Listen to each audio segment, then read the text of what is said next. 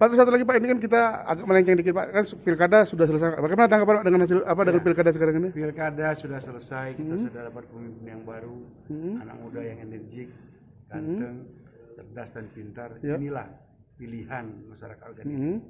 Kita harus mendukung suara rakyat itu. Saya rasa demikian. Pak, artinya dengan statement Bapak tadi, apakah artinya kita sudah menerima Pak hasil walaupun masih sementara ini? Iya, terima dong. Menangnya banyak. Ya. Menerima timnya? Apakah Upaya-upaya lain? ada upaya lain? Tidak ada upaya untuk ke MK semacamnya? Tidak ada. Inilah pilihan rakyat Oganili. Sudah diterima Pak ya? Muda, cerdas, energik. Iya. Kenapa tidak? Oke. Apakah ada rencana hadir ke 4 bupati terpilih? Kapan? Dalam waktu dekat bisa. Soan Pak, Oh ya, nanti bisa. bisa soan.